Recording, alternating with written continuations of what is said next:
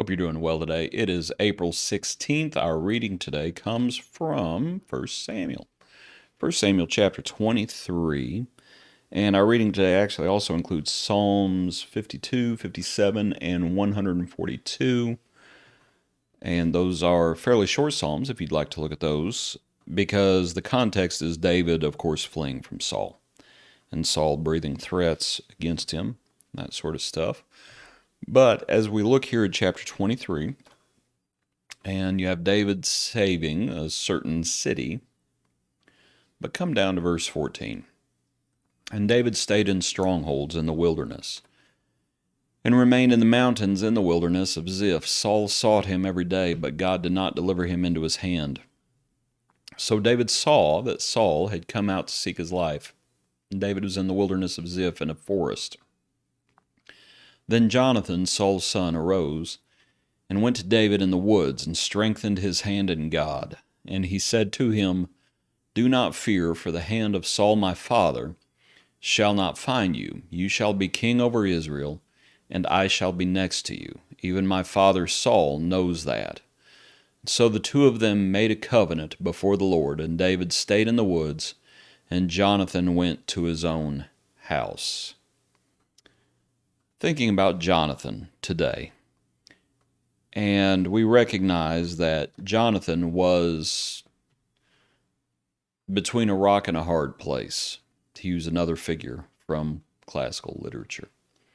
That's what Jonathan was. He was between a rock and a hard place because he was Saul's son, and yet he was David's friend. And one does not envy his situation. But at the same time, I think Jonathan had choices that he was going to have to make, and like I said, I don't envy those choices. But he was the king's son. And he thought he knew how things would transpire. Did you notice that? Because Saul is, and Saul's looking for David, but he can't find him. But Jonathan could find him. And not exactly sure how that was. Maybe Jonathan knew, or whatever the case may be. But Jonathan thought he knew how things would come to pass.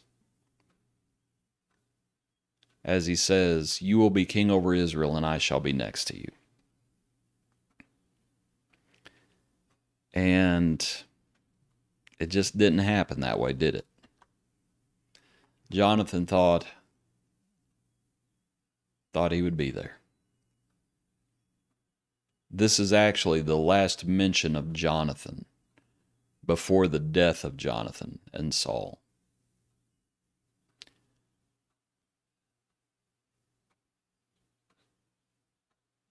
Again, I know I've already said it twice before. You don't envy Jonathan's position, but he didn't realize that he was about to die.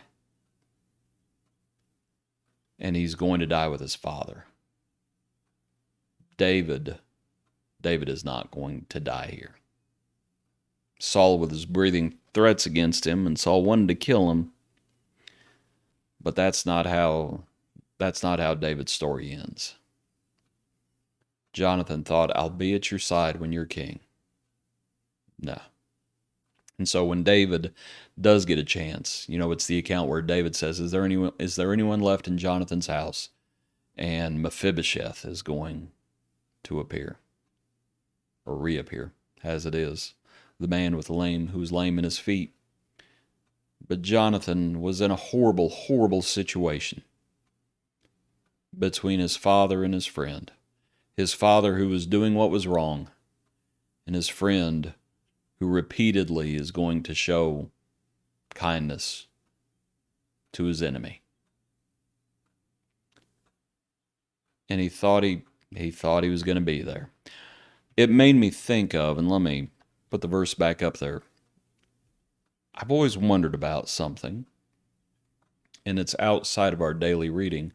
But back in chapter 20, at verse 41, it's the account of the arrows, and as it says, Jonathan gave his weapons to his lad, said to him, "Go carry them to the city." As soon as he had gone, David arose from a place where towards the south, fell on his face to the ground, and bowed down 3 times, and they kissed one another, and they wept together, but David more so. And my question is, why did David weep more? And I just wonder if it's not because Jonathan, he thought he'd be there. And I wonder if David perhaps thought that may not be how this works out. And lo and behold, Jonathan's going to die. It's a sad account. I'll share one more verse with you. This one's from Proverbs. This is Proverbs chapter 19, and there's a few different Proverbs that lean this way. Proverbs 19 at verse 21 says, "There are many plans in a man's heart, nevertheless the Lord's counsel, that will stand." And I'm not saying that Jonathan was planning or anything like that, but Jonathan thought he would be there by David's side. And it didn't happen. Sad. It's a sad account. There David was, and there Saul was. So, we have to make applications to our own lives. We all have choices to make. It's not wrong to plan, but it's the Lord's counsel that stands. And things happen in the Lord's way. Blessed be the name of the Lord. Appreciate you. Hope you're having a good day. Hope you join us for our next brief look into God's Word.